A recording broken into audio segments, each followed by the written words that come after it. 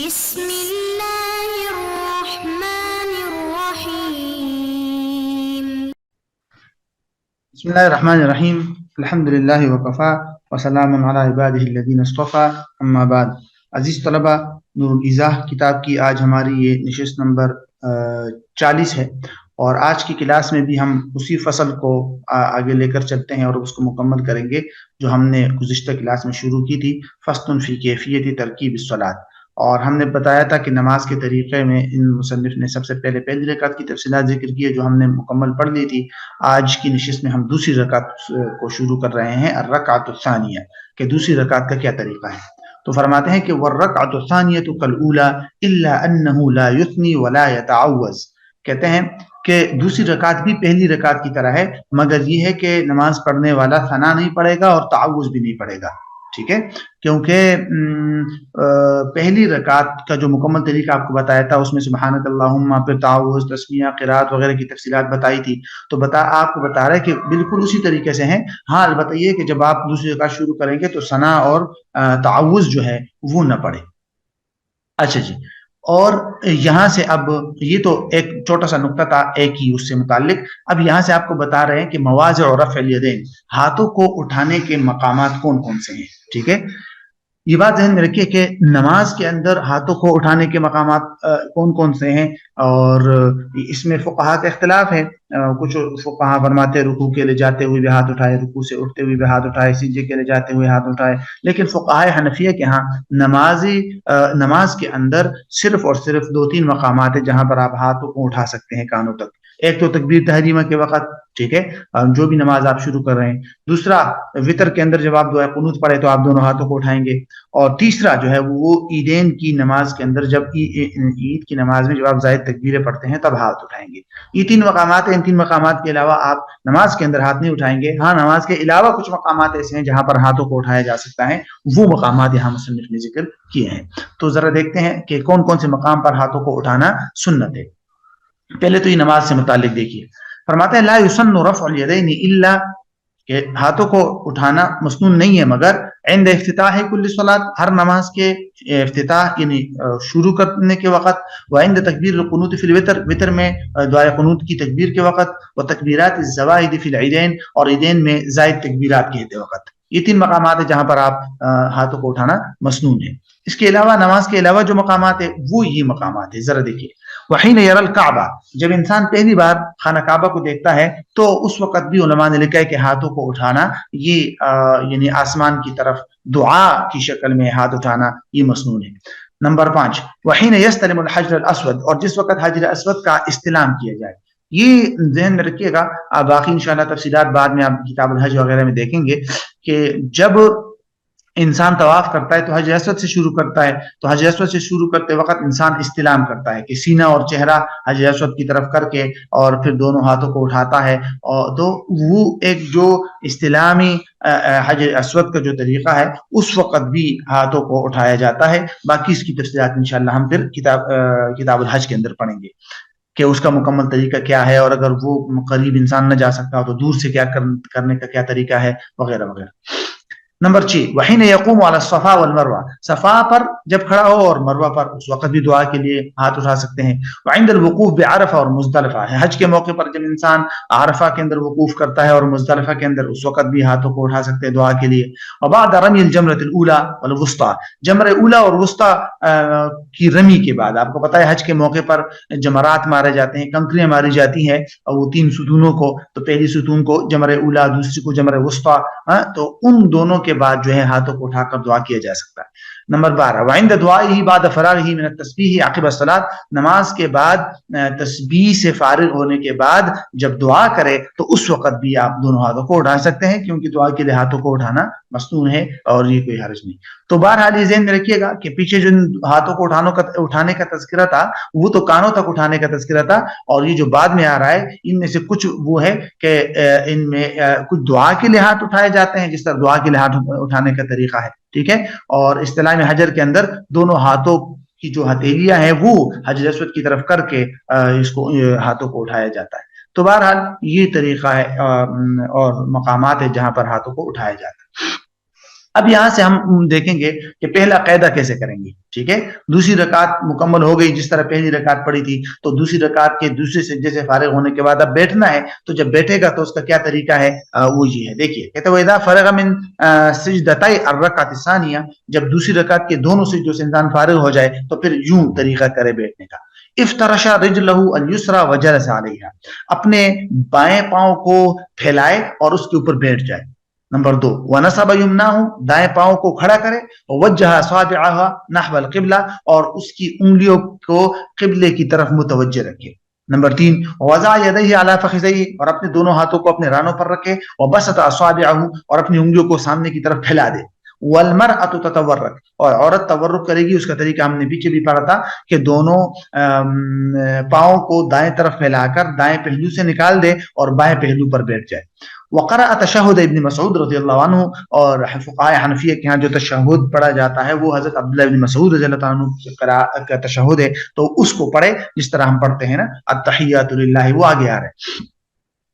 وَأَشَارَ بِالْمُسَبِّحَةِ فِي الشَّهَادَةِ, اور شہادت میں شہادت کی انگلی سے اشارہ کرے, جس طرح یعنی اشہد اللہ الہ پر اٹھائے اور الا اللہ پر رکھے. یہی بتا رہے آگے.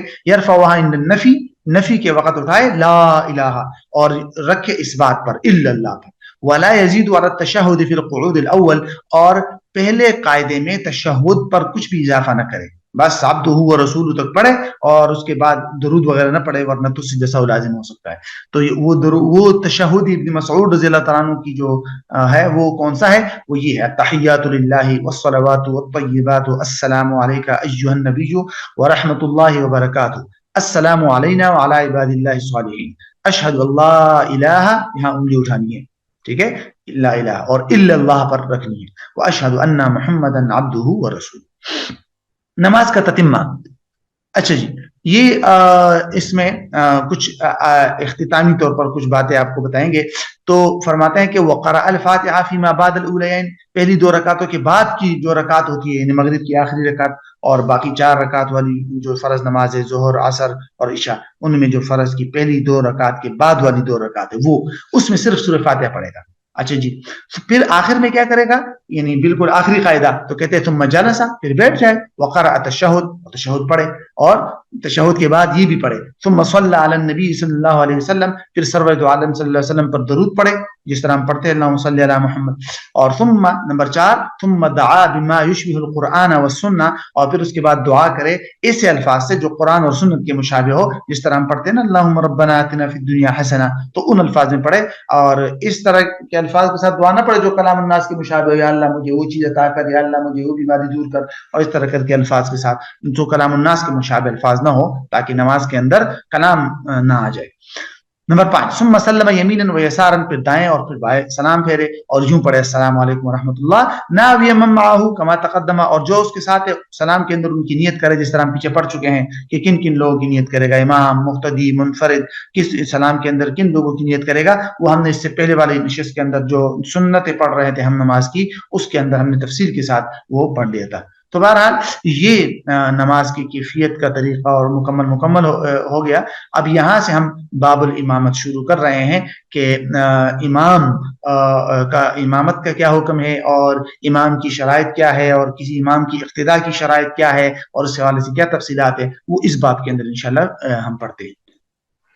امامت جو ہے یہ ایک سمجھ جائیے کہ بہت بڑی ذمہ داری ہے, اور جماعت کی نماز کا سارا دار و مدار امام پر ہوتا ہے, اور یہی وجہ ہے کہ امام کی نماز میں اگر کچھ خلل آتا ہے تو اسی طرح مقتدیوں کی نماز میں بھی خلل آتا ہے. تو امام سمجھ جائیے کہ مقتدی کی پوری نماز کا ایک ذمہ دار ہوتا ہے. تو اس لیے علماء نے لکھا ہے کہ امام کو چاہیے کہ مکمل دیانت اور تقوی اور طہارت اور ان سب چیزوں کا خیال رکھے, اور تاکہ جو ہے اس پر لوگوں کی نمازوں کے وبال اس کے اثر نہ ہو. لیکن اس کے ساتھ ساتھ یہ بہت بڑی فضیلت کا مقام بھی ہے امامت, کیونکہ سرور دو عالم صلی اللہ علیہ وسلم نے خود پابندی سے امامت فرمائی ہے, اور پھر آپ صلی اللہ علیہ وسلم کے بعد 4 خلفاء نے امامت کا فریضہ سے انجام دیا ہے, اور یہ بہت بڑی فضیلت والا جو ہے وہ کام ہے. تو اب اس حوالے سے کچھ اہم مسائل جو ہے مصنف نے ذکر کیے ہیں. سب سے پہلے جو ہے وہ ہے امامت کا حکم. ٹھیک ہے, فرماتے ہیں یہ افضل من الاذان, کہ امامت جو ہے اذان سے زیادہ افضل ہے. اذان بہتر ہے لیکن اذان سے بھی زیادہ امامت بہتر ہے، افضل ہے. اور حنفیہ کے ہاں علماء نے لکھا ہے کہ امامت یعنی مؤذن ہی امامت کرے تو یہ زیادہ بہتر ہے، یعنی مؤذن اذان بھی دے اور پھر امامت بھی، یعنی امام جو ہے وہ مؤذن بھی ہو. اور دوسری بات والصلاة بالجماعة سنة مؤکدة للرجال الاحرار القادرین علیہا بلا عذر. فرماتے ہیں کہ جماعت کے ساتھ نماز پڑھنا یہ سنت مؤکدہ ہے آزاد مردوں کے لیے جو جماعت پر قادر ہو اور کوئی عذر نہ ہو. ٹھیک ہے، یعنی اسلام جو ہے نا کچھ عبادات اسلام نے اجتماعی طور پر ادا کرنے کا حکم دیا ہے، تو ان میں سے نماز بھی ہے. اور نماز کے اندر جو آزاد مرد ہوں جن میں کوئی عذر نہ ہو تو ان پر جماعت کو سنت مؤکدہ قرار دیا گیا ہے. اور علماء نے بلکہ احادیث کے اندر آیا ہے، اس کی بہت تاکید اور فضیلت آئی ہے کہ جماعت کے ساتھ نماز پڑھنا یہ تقریباً 27 گنا اکیلے نماز پڑھنے سے بہتر ہے. اور اس طرح جماعت کے ترک کرنے پر وعید بھی آئی ہے کہ جس طرح ایک حدیث میں آتا ہے کہ جو لوگ جماعت چھوڑ کر گھر میں نماز پڑھتے ہیں، حدیث کا مفہوم ہے کہ میں ان کے گھروں کو جلا دوں، اس طرح کی مطلب تو وعیدیں بھی آئی ہیں. تو بہرحال اگر کوئی عذر نہ ہو تو جماعت کی نماز کو چھوڑنا درست نہیں ہے، یہ سنت مؤکدہ ہے. اب ہم دیکھتے ہیں شروط صحت یہاں امامت کی شرائط، یہ بڑی اہم ہے، بنیادی امامت کی شرائط ہے. اگر کسی میں ان میں سے کوئی ایک شرط بھی مفقود ہوگی تو اس شخص کی امامت درست نہیں ہوگی. فرماتے ہیں وہ شروط صحت الامام للرجال الاصحاء علیہا 6 اشیاء. فرماتے ہیں کہ اور امامت کے صحیح ہونے کی شرطیں تندرست مردوں کے لیے 6 ہیں. نمبر 1 الاسلام، مسلمان ہونا. نمبر 2 البلوغ، بالغ ہونا، کیونکہ نابالغ جو ہے وہ امام نہیں بن سکتا. والعقل، عقل مند ہونا، کیونکہ مجنون اور پاگل شخص جو ہے اور دیوانہ اس کی امامت بھی درست نہیں ہے. والذکورہ، اور مرد ہونا. ٹھیک ہے، عورت جو ہے وہ مردوں کی امام نہیں بن سکتی. عورت عورتوں کی امام بن سکتی ہے نہیں، یہ الگ اختلافی مسئلہ ہے. اگر ہو جائے عورت تو مطلب صرف عورتیں ہی ہوں پیچھے اور آگے اور نماز پڑھنے والی بھی عورت ہو تو ایسی صورت میں نماز ہو جاتی ہے، لیکن عورت درمیان میں کھڑی ہوگی، اس کی تفصیلات بعد میں آئے گی. لیکن عورت مردوں کے لیے امام نہیں بن سکتی. تو ذکورت مطلب یہ ہے کہ مرد ہونا. والقراءت، اور قراءت بھی جو ہے وہ نماز کے لیے امام کے لیے شرط ہے. قراءت کا مطلب یہ ہے کہ امام جو ہے قراءت پر قادر ہو اور قراءت کر سکتا ہو. ٹھیک ہے، اگر کسی کو قراءت ہی نہیں کر سکتا تو اس کی بھی امامت درست نہیں ہے. آخری اور چھٹی شرط یہ ہے السلامۃ من الاعذار، کہ بھئی عذر سے محفوظ ہو اور مأمون ہو. وہ اعذار کون سے ہیں، عذر کون سے ہو سکتے ہیں؟ کررعاف، نکسیر ہے. اگر کسی کو نکسیر کی بیماری ہے تو وہ شخص جو ہے پھر ان لوگوں کے لیے امام نہیں بن سکتا جو لوگ ٹھیک ٹھاک ہوں، کیونکہ تو معذور ہوگا. والفأفأ، کسی کو فأفأ کی بیماری ہے تو وہ بھی نہیں بن سکتا. فأفأ کا مطلب ہوتا ہے ایسا شخص جو صحیح قرات نہ کر سکتا ہو اور وہ فا کی آواز بہت زیادہ نکالتا ہو. ٹھیک ہے، تو ایسا شخص اگر صحیح کلام نہیں کر سکتا اور صحیح قرات نہیں کر سکتا تو اس کی بھی نماز درست نہیں ہے. وہ تمتما کا مطلب ہوتا ہے کہ ایسا شخص جس کے کلام میں تا اور میم بہت زیادہ ہو، یعنی تالو سے آواز زیادہ نکالتا ہو اور قرات درست نہ کرتا ہو، غلط قرات کرتا ہو. ٹھیک ہے، یہ ساری قرات سے متعلق. وہ لسغ کا مطلب ہوتا ہے سین کے بجائے سا پڑھنا، را کے بجائے غین کا لفظ زیادہ ادا کرنا اور درست قرات نہ کر سکنا. تو یہ جو ہے نا فأفأ، تمتما، لسغ، یہ مختلف بیماریاں ہیں جو لوگوں کو ہو سکتی ہے اور وہ صحیح قرات نہ کر سکتے ہوں، تو درست قرات نہ کر سکنے کی وجہ سے پھر ان کی امامت جو ہے وہ درست نہیں ہوگی. وفقد شرط، اور کسی شرط کے مفقود ہونے سے بھی محفوظ ہو. یہ اس طرح ہے والسلامۃ من الاعذار، یہ آگے پھر آگے کررعاف وغیرہ. والسلامۃ من فقد شرط، اور کسی شرط کے مفقود ہونے سے بھی محفوظ ہو. یعنی نماز کے لیے جو شرائط ہے نا، جیسے طہارت ہے، طہارت و ستر عورت وغیرہ، وہ شرط بھی مفقود نہ ہو، اس سے امام محفوظ ہو. اگر وہ شرط مفقود ہوگی، طہارت نہیں ہے وغیرہ وغیرہ، تو بھی اس کی نماز صحیح نہیں ہے، تو اس کی امامت کیسے صحیح ہو سکتی ہے؟ ٹھیک ہے، تو یہ ہے امامت کی بنیادی 6 شرائط. یہاں سے انشاءاللہ یہ 14 شرائط شروع ہو رہی ہے. یہ اقتداء کے صحیح ہونے کی شرائط ہے کہ مقتدی جب امام کی اقتداء کرے گا تو وہ اقتداء کب صحیح ہوگی، اقتداء کے صحیح ہونے کی بنیادی شرائط کیا ہے؟ تو 14 شرائط یہ ہوگی. اور دوسرا من یصح اقتداء، کہ کس کی اقتداء کرنا صحیح ہے.